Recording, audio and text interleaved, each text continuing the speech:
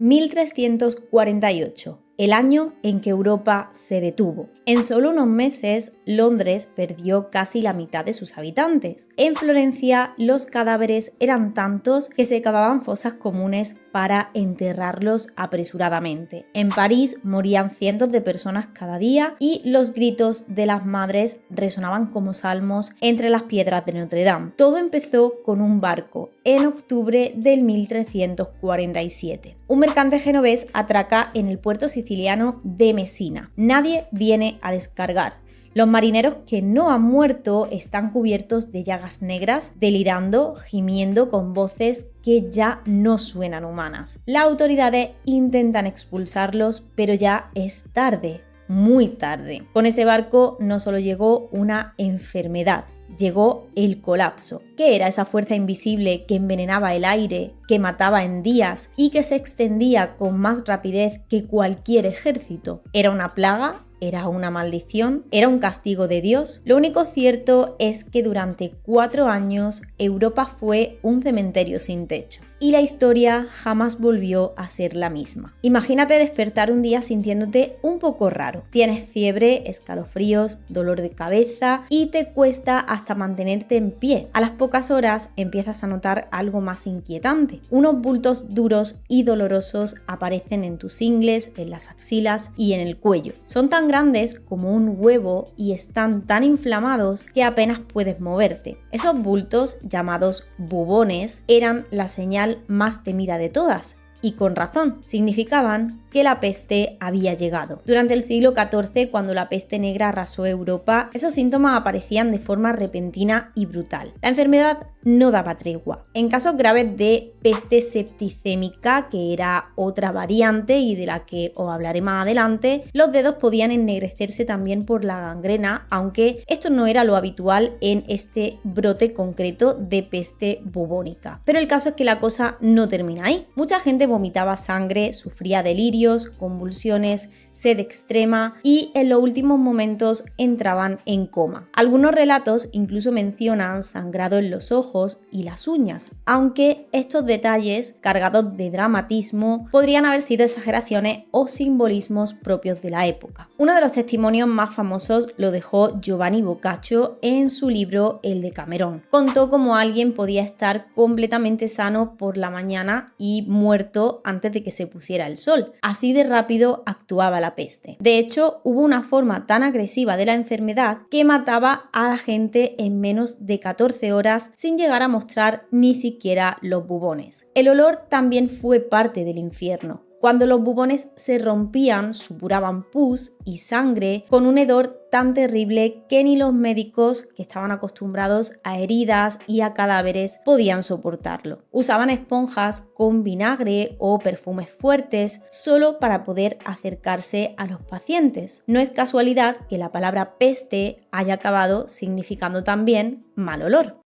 ¿No huele un poco raro aquí? Desde que aparecían los primeros síntomas, la mayoría de las personas moría en solo 3 a 5 días. En los casos más graves, ni siquiera llegaban a pasar 24 horas. La peste no solo mataba rápido, también rompía la forma en que las personas vivían, se relacionaban y se querían. El miedo al contagio era tan fuerte que muchas veces superaba el amor y los lazos familiares. Padres que abandonaban a su hijo, esposos que huían de sus esposas, hermanos que se alejaban sin mirar atrás, no porque fueran crueles, sino porque el pánico los paralizaba. Nadie quería ser el siguiente. Las escenas que describen los cronistas de la época son estremecedoras. Gente que caía enferma en plena calle y moría sola, sin que nadie se atreviera a acercarse. Las casas se volvían silenciosas y vacías. Si alguien enfermaba, lo dejaban encerrado. La peste convirtió el hogar en una trampa. Los médicos tampoco sabían qué hacer. Muchos se marchaban o se negaban directamente a atender a los infectados. Los que se quedaban usaban ropas especiales. Túnicas largas, guantes gruesos. Las máscaras de pico realmente no fueron utilizadas durante la peste negra del siglo XIV. Y os lo digo ahora porque normalmente se suelen relacionar con la peste negra, pero no. Este atuendo fue diseñado en el siglo XVII por un médico francés y se utilizó principalmente durante brotes que eran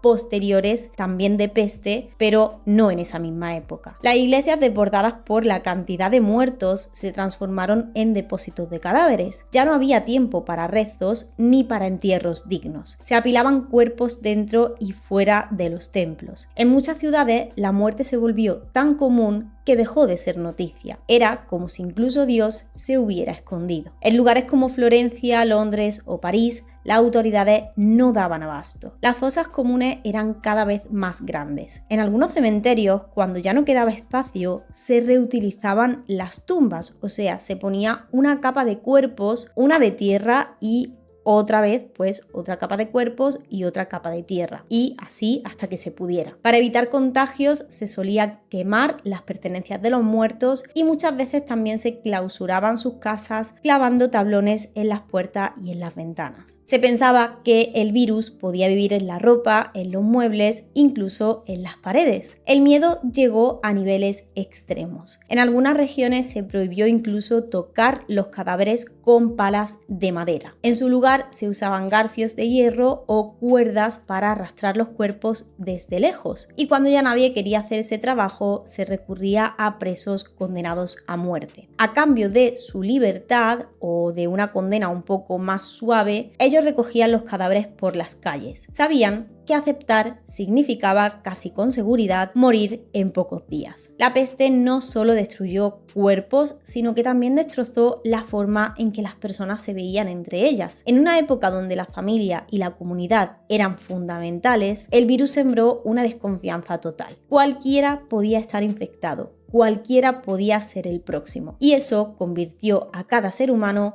en una posible amenaza. Durante siglos nadie supo realmente qué causó la peste negra. No fue hasta el 1894, en plena epidemia en Hong Kong, cuando un médico suizo llamado Alexander Yersin descubrió al verdadero culpable. Una bacteria diminuta pero letal llamada Yersinia pestis. Lo curioso es que Yersin no solo logró aislarla, sino que también demostró que esta bacteria infectaba tanto a humanos como a ratas. Pero ¿de dónde salió esta bacteria tan peligrosa? Resulta que evolucionó a partir de otra mucho más inofensiva llamada Yersinia pseudotuberculosis, una bacteria intestinal común. En algún momento adquirió un gen que le permitió vivir dentro del estómago de las pulgas y ese pequeño cambio lo cambió todo, valga la redundancia. Gracias a ese gen, la bacteria podía pasar de las pulgas a los humanos con facilidad, provocando epidemias brutales. Años más tarde, en el 1905, la peste volvió a causar estragos, esta vez en la India. Las autoridades británicas decidieron actuar y formaron una comisión científica. Entre los expertos estaba William Glenn Liston, un entomólogo, es decir, un especialista en insectos, que llevaba tiempo estudiando a las pulgas.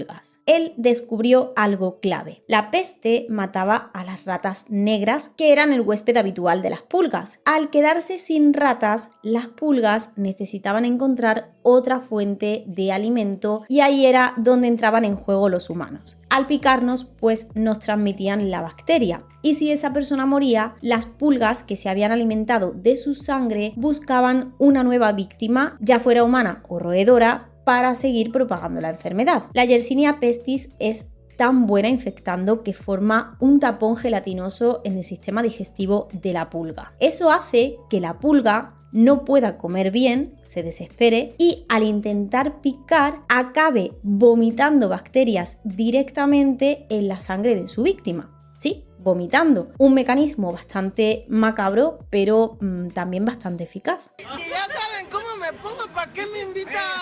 Pero volvamos al relato de cómo llegó realmente la peste a Europa. Durante mucho tiempo se creyó que el brote empezó en las estepas de Asia Central, pero otras teorías apuntan a lugares menos esperados y más adelante entraremos en detalle sobre este tema. Lo que sí sabemos con certeza es dónde apareció el primer brote documentado con claridad, en Cafa, actual Feodosia, en Crimea, una colonia comercial genovesa en la costa del Mar Negro. Allí, en el 1346, empezó uno de los episodios más extraños y terroríficos de la historia de las guerras. La ciudad estaba siendo asediada por la Horda de Oro, un poderoso ejército mongol, y según cuenta el cronista Gabriel de Musis, ocurrió algo totalmente insólito. Los mongoles empezaron a lanzar cadáveres infectados por encima de las murallas usando catapultas, lo que hoy consideraríamos una guerra biológica. Aunque los historiadores actuales no están del todo seguros de que este relato sea algo literal, sí que coinciden en que el contacto con cadáveres o con ratas infectadas durante ese asedio fue clave para que la enfermedad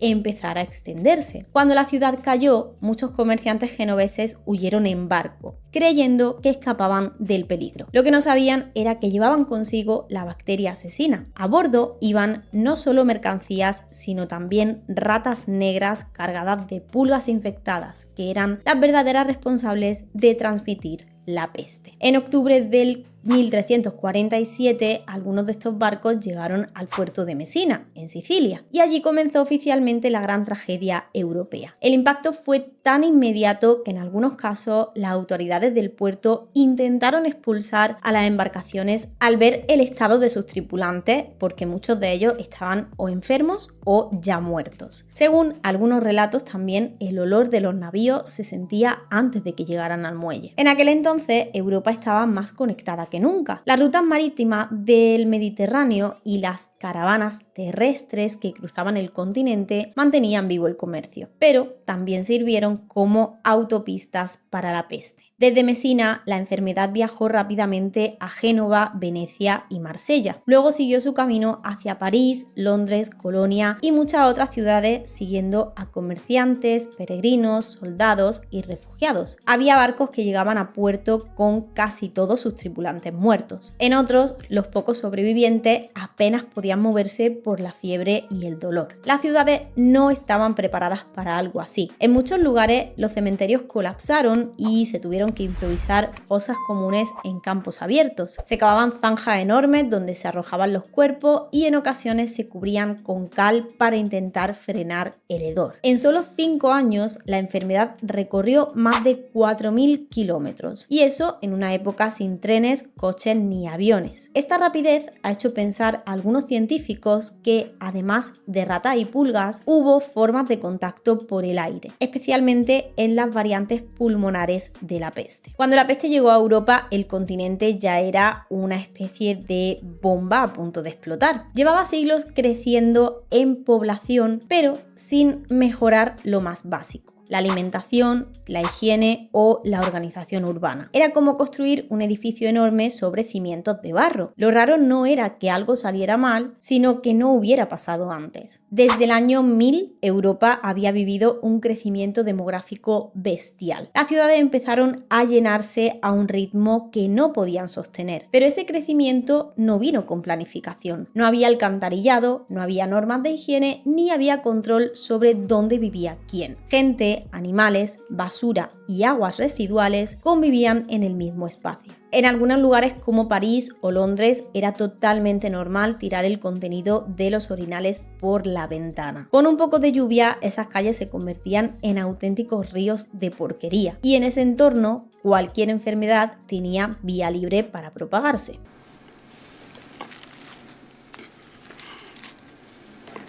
30 años antes de la peste, Europa ya había sufrido otro golpe tremendo: la Gran Hambruna. Entre el 1315 y el 1317, las lluvias fueron tan intensas y constantes que las cosechas se echaron a perder. El trigo escaseó, los precios se dispararon y la gente empezó a morir de hambre. Hay registros que hablan incluso de canibalismo, y en algunas aldeas rurales, madres desesperadas que abandonaban a sus hijos para intentar sobrevivir. Quienes lograron salir con vida de esa tragedia no lo hicieron en buena forma. Estaban malnutridos, débiles y con el sistema inmune por los suelos. Como si no fuera suficiente con el hambre y la suciedad, Europa estaba en guerra. En el 1337 había comenzado la Guerra de los 100 años entre Francia e Inglaterra. Un conflicto, obviamente como su nombre ya indica, largo, cruel y muy movido. Las tropas iban de ciudad en ciudad, dejando muchas veces tras de sí ruinas y muchas ratas. Junto con ellas viajaban las pulgas infectadas y así, sin quererlo, los soldados se convirtieron en mensajeros de la muerte. Un caso que es poco conocido es el del rey Luis I de Hungría. En el 1348 fue al sur de Italia a vengar el asesinato de su hermano, pero justo cuando llegó, la peste ya estaba allí. En poco tiempo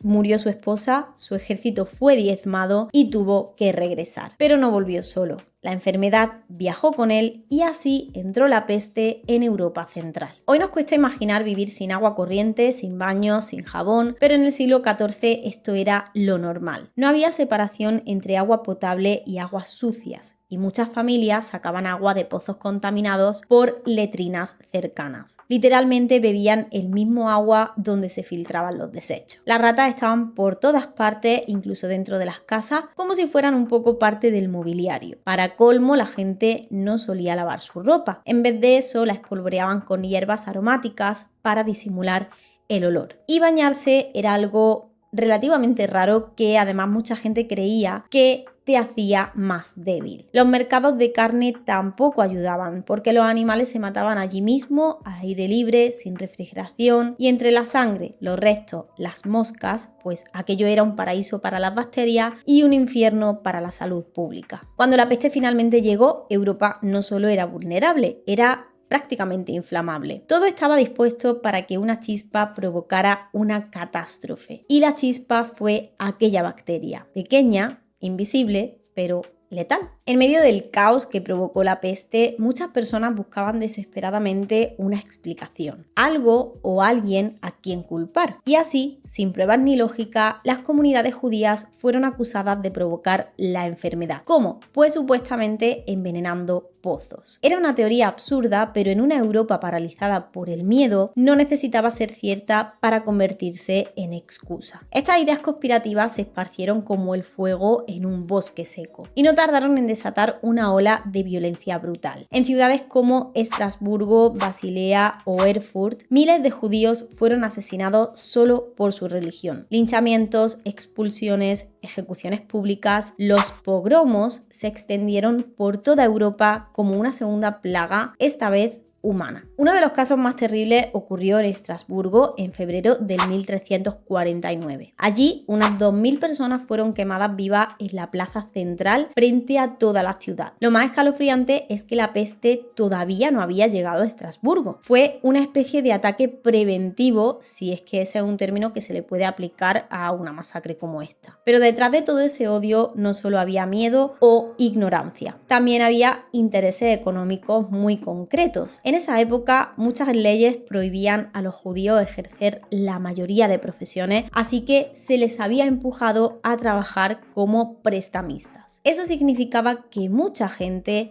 sobre todo nobles y comerciantes, les debían dinero. Eliminar a la comunidad judía era, para algunos, una forma violenta de borrar sus deudas y de quedarse con sus propiedades. Es decir, que la tragedia se usó como excusa para el saqueo. Y aunque el Papa Clemente VI intentó frenar esta locura, poco pudo hacer. Emitió varias bulas papales en las que dejaba claro que los judíos no eran responsables de la peste. Incluso condenó los pogromos, pero en la práctica las autoridades locales lo ignoraron por completo. En tiempos de pánico, la voz de la razón, incluso la del propio Vaticano, no tenía realmente mucho poder. En algunos lugares la violencia fue tan organizada que parecía incluso algo legal. En Basilea, por ejemplo, se construyó una estructura de madera solo para quemar a toda la comunidad judía como si se tratara de un castigo oficial. Los pocos que lograron escapar fueron expulsados y se decretó que ningún judío podía volver a la ciudad durante los siguientes 200 años.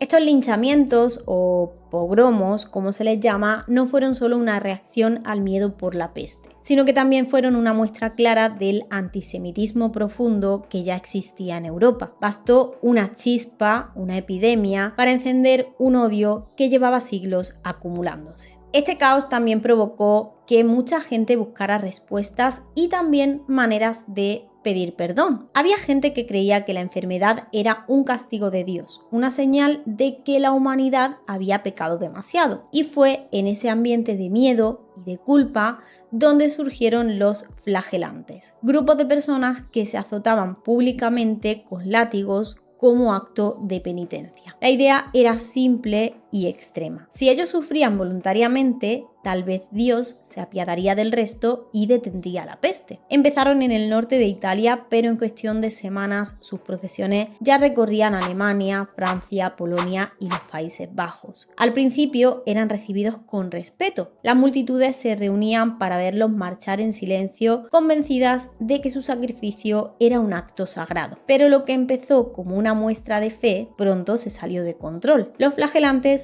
no obedecían a la iglesia. Se organizaban por su cuenta, viajaban en grupos perfectamente organizados, vestían túnicas blancas con una cruz roja y seguían rituales de 33 días en honor a los años que vivió Cristo. Parecían procesiones religiosas, pero en realidad difundían ideas cada vez más extremas, mezclando creencias con superstición. Con el paso del tiempo se unieron a lo de predicar odio contra los judíos, acusándolos de herejía y de conspiración. Donde pasaban, a menudo estallaba la violencia, había ataques a sinagogas y pogromos o linchamientos. Lo que pretendía ser una solución espiritual terminó alimentando todavía más el terror. No solo no detenía la peste, sino que contribuían a sembrar más caos. El Papa Clemente VI, otra vez que ya había intervenido para frenar los ataques contra los judíos, decidió actuar también contra los flagelantes. En el 1349 los condenó oficialmente. En una bula papal los calificó de peligrosos, de herejes y de desobedientes. Ordenó que se disolvieran y prohibió sus procesiones. Pero muchos grupos ignoraron por completo al Vaticano y siguieron adelante con sus rituales, convencidos de que estaban haciendo lo correcto. Poco a poco los flagelantes fueron desapareciendo, fueron perseguidos tanto por la iglesia como por los gobiernos y sus procesiones dejaron de verse. Pero su historia no se olvidó porque mostraron algo muy poderoso. Cuando la desesperación se mezcla con la fe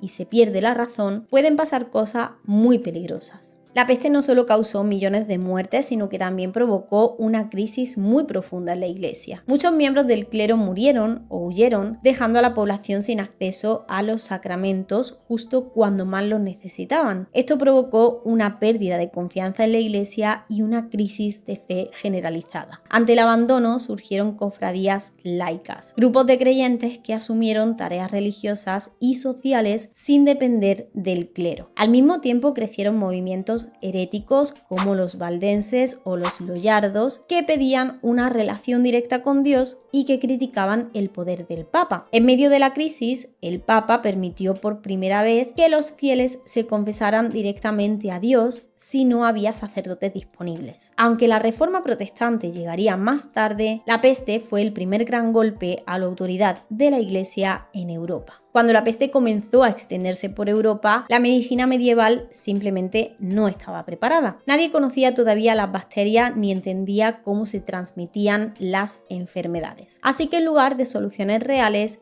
se aplicaban tratamientos que muchas veces hacían más daño que bien. Uno de los remedios más comunes era la sangría. Según la teoría de los 4 humores, la sangre, la flema, la bilis amarilla y la bilis negra, el cuerpo humano funcionaba como un equilibrio entre estos fluidos. Si alguien enfermaba, se pensaba que tenía demasiado de uno de ellos y la solución era sacar sangre. El problema es que eso solo debilitaba más al paciente y en muchos casos aceleraba su muerte. Otro tratamiento popular era aplicar ungüentos con vinagre, ya fuera sobre el cuerpo o en los objetos personales, con la idea de desinfectarlos. Aunque el vinagre tiene cierto poder antiséptico, no era suficiente para frenar una bacteria como la de la peste. No tenían forma de saberlo, pero estaban luchando contra un enemigo invisible con armas inútiles. Volviendo al tema de la máscara de pico, pues Esta es una imagen que siempre representa a los médicos de la peste, este traje negro con una máscara de pico largo como la de un cuervo. Dentro de este pico se colocaban hierbas aromáticas, flores secas, especias como clavo o canela, y la idea era filtrar el aire corrupto, lo que llamaban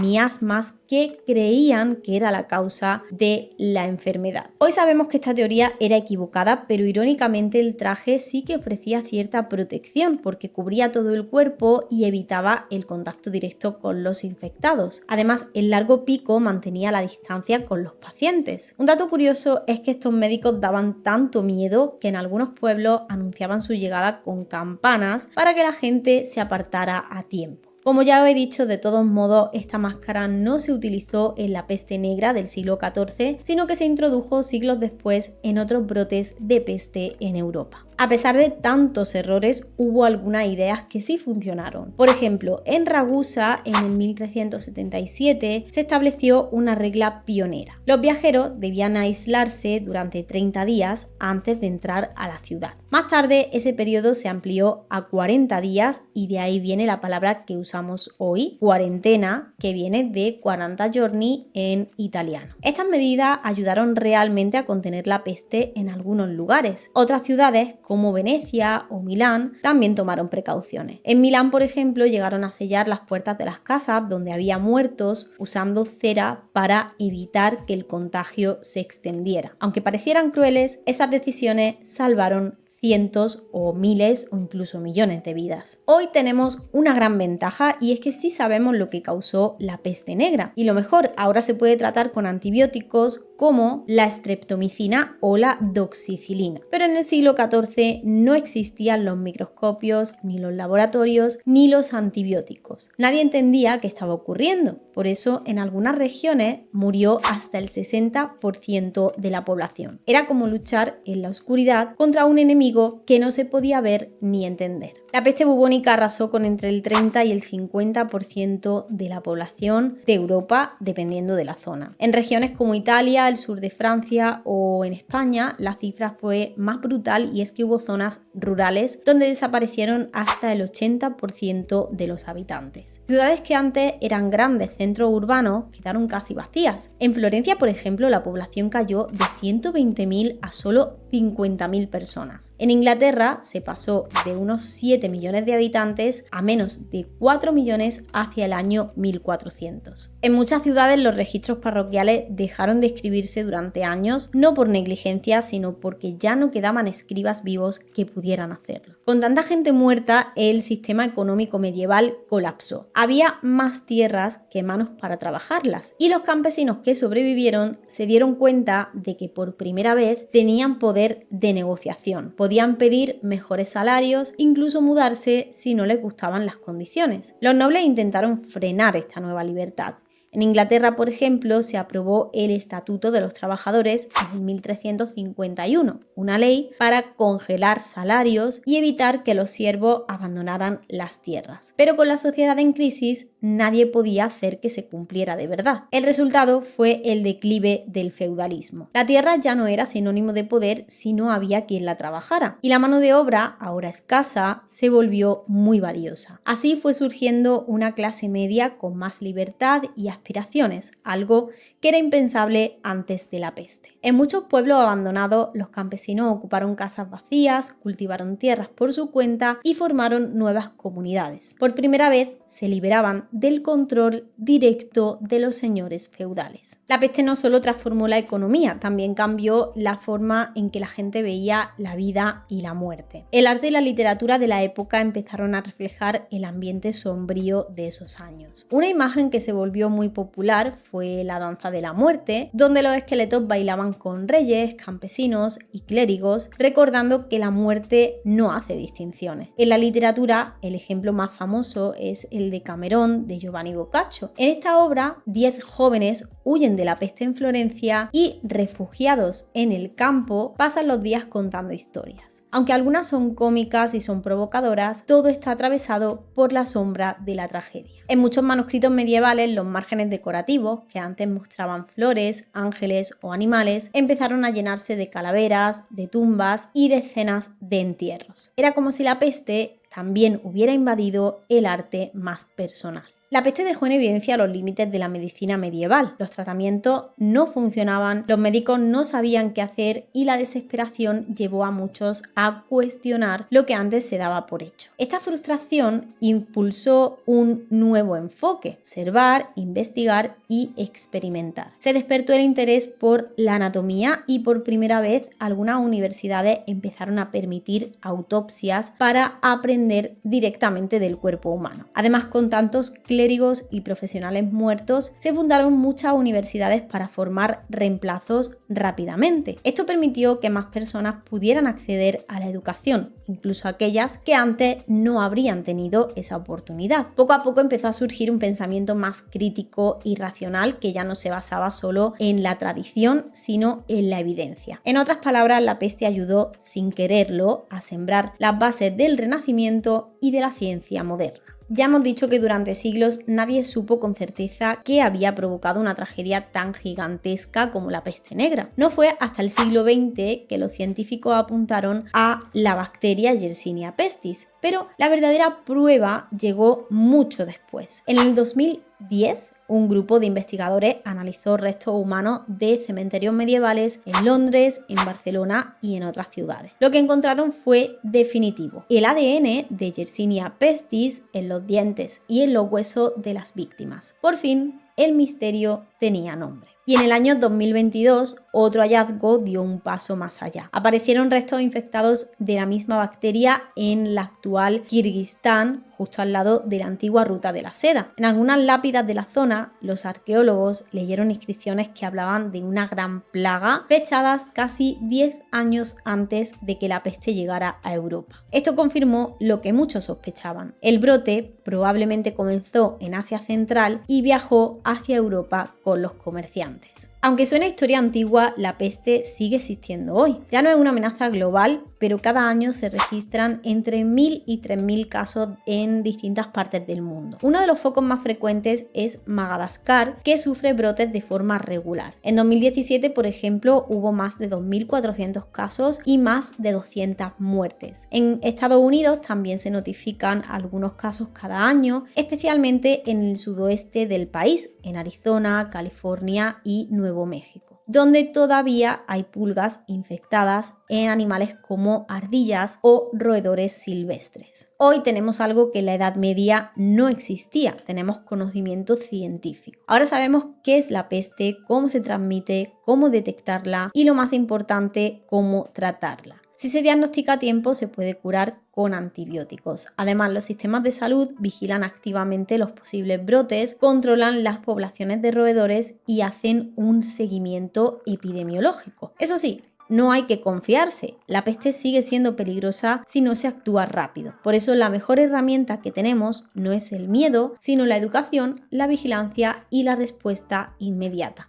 Todo esto, obviamente, cuando se pueda y dentro de nuestras posibilidades. La peste negra fue sin duda una de las mayores catástrofes que ha vivido la humanidad. Durante años, Europa vivió bajo el peso del miedo, la pérdida y la incertidumbre. Pero ¿fue solo destrucción? En medio de este paisaje desolador empezaron a surgir cambios profundos. El sistema feudal, que durante siglos había mantenido a los campesinos atados a la tierra, empezó a tambalearse. La escasez de clérigos obligó a la iglesia a reformarse. El arte dejó de representar solo lo sagrado y se volvió más humano, más crudo, más consciente de la muerte. Y la medicina, desacreditada por su fracaso, empezó a mirar con otros ojos, a estudiar, a observar, a investigar. Se abrió paso a una nueva forma de pensar. Sin idealizar la tragedia, para nada, lo cierto es que la peste negra no solo destruyó, sino que empujó a Europa de alguna manera a salir de la Edad Media. Y aunque fue doloroso, la muerte en este caso dio luz al Renacimiento. La peste fue la grieta por donde entró la luz de la modernidad. Siglos después, la historia volvió a golpear nuestra puerta, no tengo que deciros concretamente con qué, pero aquí entendimos algo que ya se creía olvidado: lo frágiles que somos, que no importa cuánta tecnología tengamos o cómo de avanzados creamos ser, porque un virus diminuto puede parar el mundo entero. La peste nos enseñó que incluso en los tiempos más oscuros el cambio es inevitable, que el dolor transforma, que la muerte sacude, pero que también despierta y que muchas veces los momentos más duros de la historia no nos destruyen, sino que nos obligan a evolucionar.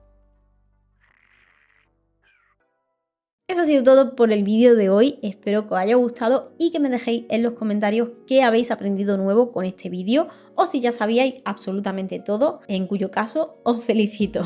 Gracias a los miembros del canal por apoyarnos de esa manera, gracias a ti por ver este vídeo. Si no sabes qué comentar, déjame este emoticono en los comentarios y yo te daré like tan pronto como pueda y sin nada más que decir, nos vemos en la próxima. Chao.